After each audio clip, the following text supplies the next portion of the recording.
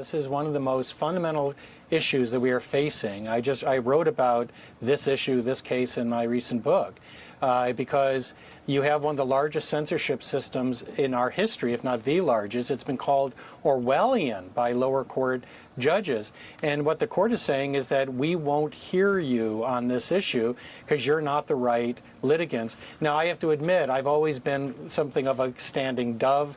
I believe that these standing decisions are too narrow because they do prevent the court from rendering a decision on such important constitutional questions. So this issue will have to wait for another day. But one of the things that many of us have been arguing for years is that the government is engaging in censorship by surrogate.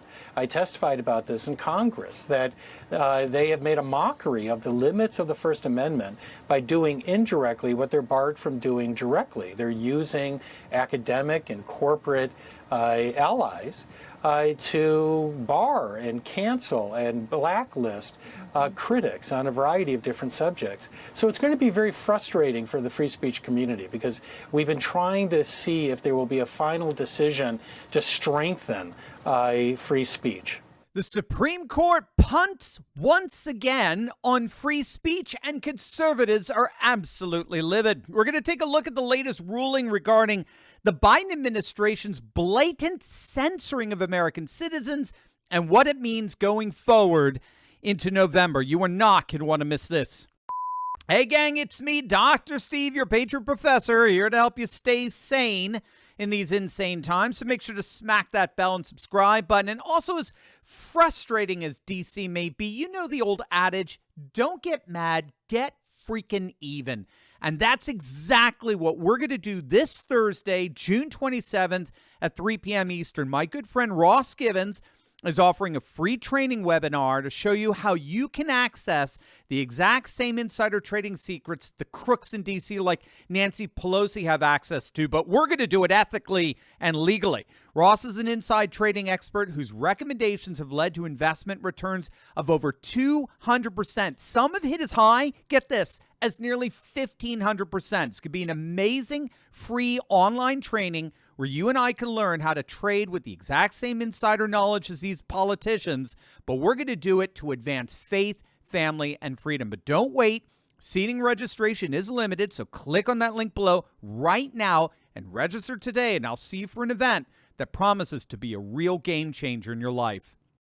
In a stunning decision, the Supreme Court has sided with the Biden administration in a landmark case dealing with government involvement in social media censorship. In the 6-3 ruling, the court found that the plaintiffs in this case, yes, once again, lacked standing to sue. If I hear about the lack of standing one more frickin' time, I'm going to pull my hair out.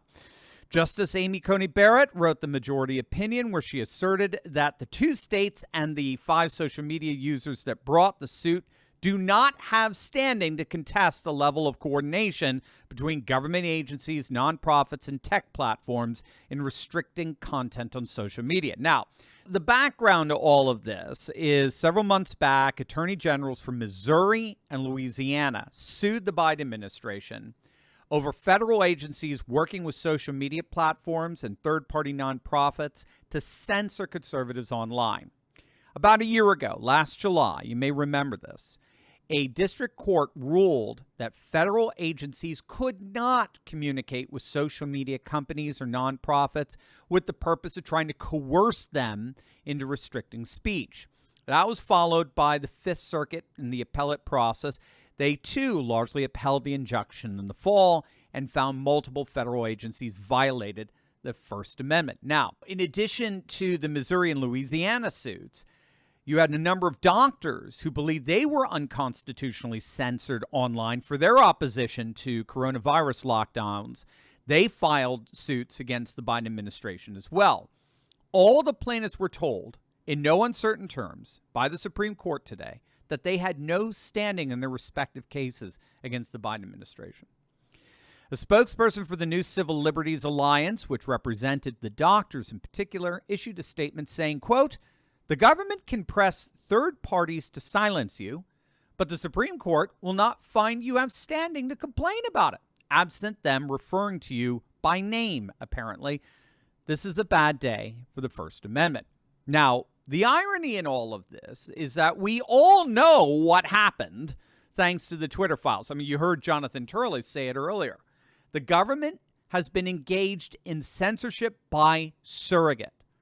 This is beyond dispute at this point. We all know that the Biden administration and the deep state, the three-letter agencies, in effect deputize big tech executives as surrogates to do what politicians, being restrained by the will of the voters, simply could not politically pull off.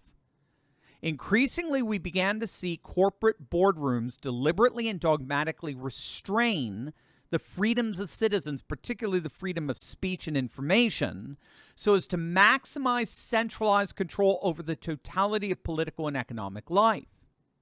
One of the stunning revelations that came out of the Twitter files was how Twitter in particular, and big tech in general, became a veritable dumping ground for former FBI workers. Mike Schellenberger reported that as of 2020, there were so many former FBI employees working at Twitter that they had created their own private Slack channel and a crib sheet to onboard new FBI arrivals.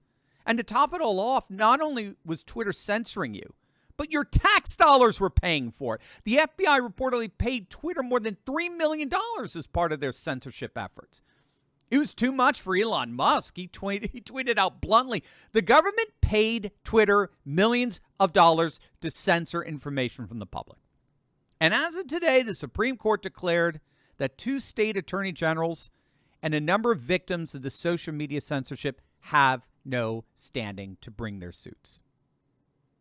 To which we have to ask, who does? Who the hell has standing if American citizens subject to government-initiated censorship by surrogate don't?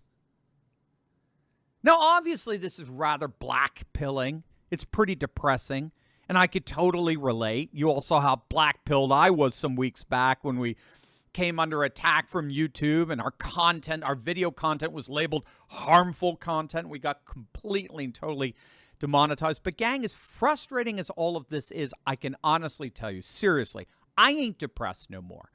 You may have heard a couple of weeks back, I was in Utah, and let's just say my team and I are working on something that is absolutely game-changing. All I can tell you right now is that this will be one of the biggest positive changes to Turley Talks that will benefit all of you, my fellow courageous and loyal patriots, for years to come. We're going to have a special unveiling in July to tell you all about it, so be alert for more details about the event. I'm just going to tease you with that. Now, Rogan O'Hanley, a.k.a. DC Drano, is focusing a bit on the silver lining in this ruling. He tweeted out, quote, there's a lot of doom and gloom about the 6-3 SCOTUS decision in Murphy versus Biden and how it impacts the First Amendment. I would like to quell some of those concerns. This decision reversed the injunction based on standing. SCOTUS said that without the plaintiffs having sufficient standing, they could not decide the case on the merits. The case is still allowed to proceed on the merits in lower federal courts as to whether the government violated the plaintiff's First Amendment right to free speech on social media. Long story short, this battle for free speech rights is not over, and SCOTUS will likely get further involved down the road. Well, I hope he's right. So what does all of this mean for November? I can only say thank God for Elon Musk.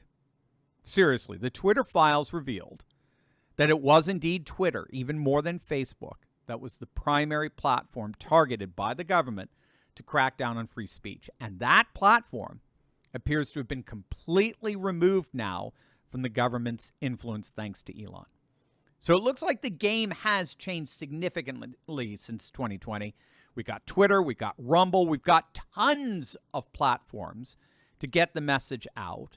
And we're already seeing that working. Trump is crushing Biden in the polls, despite the legacy media's 24/7 attempt at sheltering Biden in every possible way they can. So while this ruling is disappointing, the good news is that the rise of parallel social media outlets that originally came out of the initial censorship shenanigans may indeed rise to the free speech occasion that the fecklessness of the Supreme Court so pathetically squandered. Here's your opportunity to tell big tech tyrants where they can stick it. Click on that link below and download our brand new cancel-proof Turley Talks app, and you can sign our special declaration of restoration. That's our petition to big tech that declares a new day is dawned. They are no longer in control, and we are taking our nation back. We've already got over 1,000 signatures of courageous patriots, and yours is next. Click on that link below or go to fight.turleytalks.com right now.